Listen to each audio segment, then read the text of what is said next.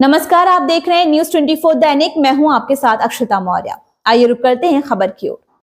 क्या मायावती के लिए एक और चंद्रशेखर आजाद बनेंगे? आकाश आनंद। यूपी की राजनीति में सियासी हलचल तेज।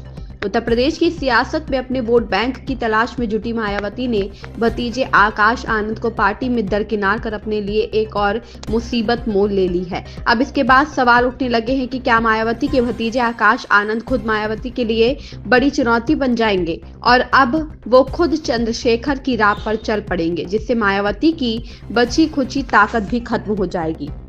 आकाश आनंद के राजनीतिक भविष्य को समझने के लिए आपको उन परिस्थितियों को समझना चाहिए जिनमें चंद्रशेखर दलितों के नेता बने और इतने बड़े हो गए कि मायावती के उम्मीदवार उतारने के बावजूद उन्होंने नगीना लोकसभा सीट से निर्दलीय ही जीत दर्ज कर ली और सांसद बन गए, जबकि मायावती का लोकसभा में खाता भी नहीं खुला और विधानसभा में भी जो एक सीट मिली उसकी वजह मायावती नहीं बल्कि खुद उमा शंकर सिंह थे, जिनका अपना वोट बैंक था। चंद्रशेखर दलितों के नेता तब बने जब मायावती अपनी सियासत के उत्तरार्ध में पहुंच गई। 2007 से 2012 तक अपने दम पर यूपी में सरकार बनाने वाली मायावती 2012 के विधानसभा चुनाव में 80 सीटों पर सिमट कर सत्ता से बाहर हो गई। इसके ठीक 2 साल बाद जब लोकसभा के चुनाव हुए तो नरेंद्र मोदी के नेतृत्व में बीजेपी की आंधी चली, जिसमें बसपा पूरी तरह से साफ हो गई और उसे एक भी सीट नहीं मिली। दलित नेतृत्व के इस गैप को भरने के लिए चंद्रशेखर आगे आए और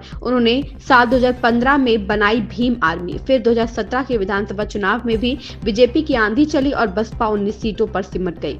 सीएम योगी के खिलाफ जब्त हो गई थी चंद्रशेखर की जमानत। इस दौरान चंद्रशेखर लगातार आंदोलन करते रहे, जेल जाते रहे और दलितों की आवाज उठाते रहे। 2019 के लोकसभा चुनाव में सपा बसपा के गठजोड़ के बाद भी जब बसपा 10 सीटों पर ही सिमटती रही तो इसके अगले ही साल चंद्रशेखर ने तय किया कि अब वो राजनीति में उतरेंगे, क्योंकि मायावती के पास अब वो सियासी ताकत नहीं है कि दलित उनके भरोसे रह सके। आसिम मलिक की रिपोर्ट। इस खबर में बस इतना ही। बने रहिए न्यूज 24 दैनिक के साथ।